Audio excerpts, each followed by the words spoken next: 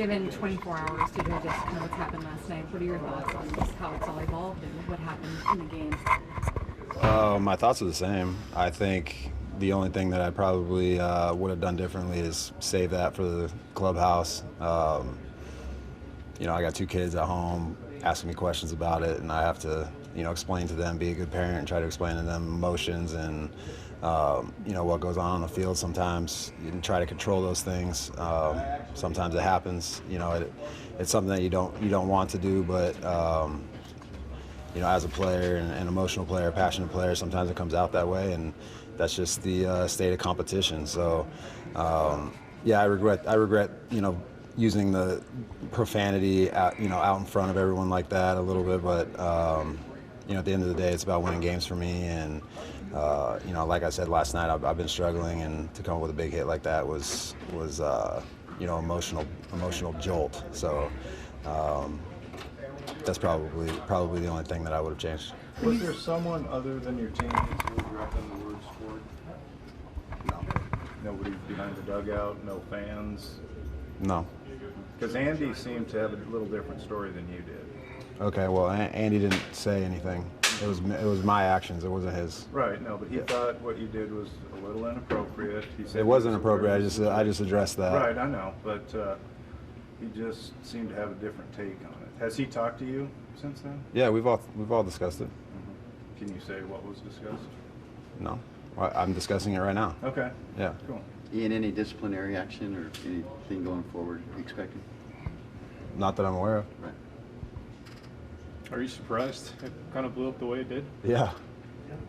When you talk about the emotional jolt, I mean, sometimes the team can do whatever, and you look for that. To me, don't know how this is going to come, but could this be a positive thing, just taking away how it all transpired? But this emotional jolt, it transfers into a win, the 3-run home run. Yeah, I mean, the more attention we get on this club right now, the better. We want people in the seats. We want fans at our ballpark. We want to make this a home field advantage. We want people to understand that we're a good team, and we're trying to get over that hump. And sometimes, I mean, I hate to say it, but things like this can help that, and put a microscope on the club. And we're a good team, and we want to play well. We want to win games. Obviously, we don't want to do it that way, but sometimes that happens in sports. I've been questioned about things before in my career. I'm an emotional player. Sometimes you have outbursts as a player. I try to play with a chip on my shoulder. That's what makes me good, and sometimes I have to stand up and answer questions about it, and that's okay. It's quite exciting just because of the national tension with the Paddock build-up against Kershaw and this. I mean, it kind of keeps things relevant here in San Diego with this team. Absolutely. This team's an exciting team to watch, and right now we're missing one of our most exciting players in Toddy, but he's going to be back soon. We got more guys coming that are extremely exciting to watch. We got guys on the field every night that are exciting to watch. Obviously, with Chris Paddock throwing every 5 days, people are aware of that, but we want to get to a point where they're aware of every single one of our guys on the mound, and 1 through 9, the guys on the bench, and what type of team we have, and that comes with wins. We gotta win, and that's it. There's a faction of fans that believe you were directing it to them. Would you want to say anything to clear that up? No. How do you anticipate they'll react tonight? But no, I did. Yeah. I'm not worried about that. I'm worried about winning games. I mean, that's what it's about. Yesterday's behind me. I'm ready for today. That's what baseball's about. You race yesterday as quick as you can. You get ready for tonight. We got a good team in the Pirates. We're playing tonight. I can't control the way people react to things. The only people that control it is the media. You guys say whatever you want and push whatever agenda you want. At the end of the day, is between me and my teammates, and the only thing that I do regret is doing it on the field in front of everybody, so everyone can interpret it their own way. That's probably the only thing I regret, but I'm looking forward to playing the game tonight. Have you heard criticism from fans, whether it's from the stands or via social media? Yeah, my whole life. Okay, how about this year particularly? Yeah, it's part of being an athlete. I know. What's your reaction to this? They pay a ticket to yell at their own fans, I guess. I don't know, or their own team, or they pay a ticket to yell at the other team, whatever. If they want to pay a ticket to yell at people, it's fine. I can't control what the fans do. I just want good energy in the ballpark. I want people to be supportive of the Padres. That's it. And at the end of the day, that's it. I can't control what the fans do.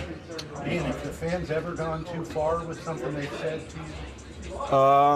Yeah, I don't really want to talk about it. You know, it hasn't been in this city. It hasn't, it's been in other cities. I don't really want to talk about it. That's something that you try not to think about as a player. But I mean, you see beer cans get thrown on the field. You see batteries and stuff be thrown on the field in the past. Fans do crazy stuff sometimes, and at the end of the day, the Padres need a really good fan base, and that's what we're trying to do. We're trying to stir things up here and have people be excited about this club, and that's really it.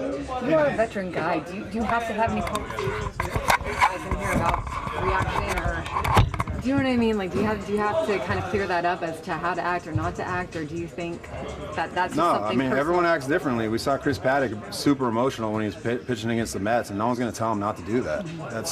That's how he plays the game. That's what he needs to do to be successful. That's what he needs to do. And this game is about results and about being successful, and this team wants to win. We're passionate about winning. We're not just going to be robots out there. We work hard at trying to be good at this. It's a tough game, and when we're successful, some of us like to show emotion, and that's what it comes down to, really. You said you were surprised by how is that because just you acted in the Yeah, you said you are. No, I'm not surprised. Today's day and age, drop a hat on a field or throw some. I mean, anything can blow up. It's all how people interpret it. It's media driven, social media driven. Everybody's got a voice, and whatever they think.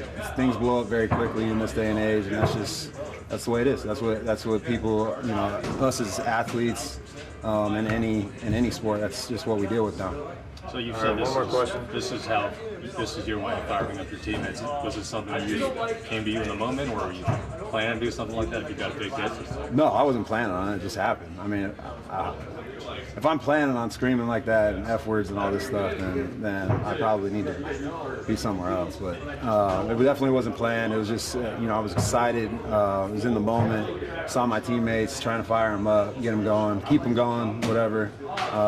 Trying to win baseball games. And obviously, like I said before, I wasn't, after thinking about it for a day, I wasn't really.